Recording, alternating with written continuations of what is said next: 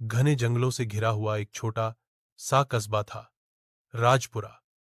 यह कस्बा बाहर से देखने में शांत और सामान्य लगता था, लेकिन वहां की बूढ़ी औरतें अक्सर बच्चों को चेतावनी देती, रात ढलते ही जंगल के उस पार मत जाना। वहां दर्जन रहती है, शापित दर्जन। लोग कहते थे कि कोई औरत रात में सुई और धागे की खनक के साथ दिखती है। उसकी काली आंखें अंधेरे में चमकती और उसके हाथ लगातार सिलाई करते रहते।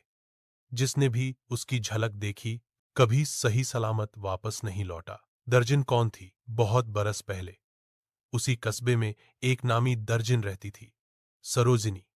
वह गरीब परिवार से थी, लेकिन सिलाई कढ़ाई में उसका हाथ जादू जैसा था। राजाओं और रानियों के दरबार से लेकर आम लोगों तक हर कोई उसके बनाए कपड़े पहनना चाहता था। उसकी उंगलियां जब कपड़े पर सुई चलाती तो लगता जैसे धागा खुद ब खुद नाच रहा हो। पर सरोजिनी के जीवन में सुख कम और दुहक ज्यादा थे। लोग उसकी कला की तारीफ तो करते, लेकिन उसकी खूबसूरती से जलते भी थे। कहते हैं कि उसकी बड़ी बड़ी आंखें, गेहुआ रंग और लंबे काले बाल किसी रानी से कम नहीं थे। राजकुमार का आकर्षण। राजपुरा का राजकुमार विक्रम एक दिन सरोजिनी से मिला। उसने उससे राजमहल के लिए एक खास पोशाक तैयार करने को कहा।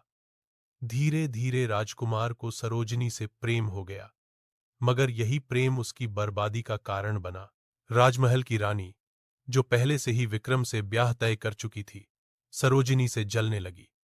उसने दरबार में सरोजिनी पर जादू, टोने और काले कर्मकांड के आरोप लगा दिए। शाप की रात। एक अमावस्या की रात पूरे कस्बे को इकट्ठा कर सरोजिनी पर मुकदमा चलाया गया। बिना किसी सबूत के उसे दोषी ठहराया गया।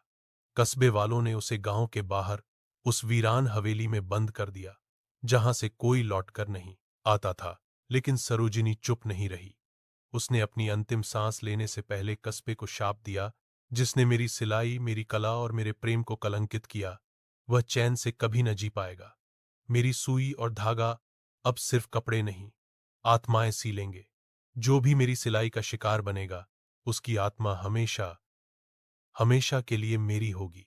उस रात हवेली से चीखें गूंजीं और अगले दिन वहां सिर्फ एक टूटी हुई चरखी, खून से सना हुआ कपड़ा और एक पुराना संदूक मिला जिसमें अधूरी कढ़ाई पड़ी थी।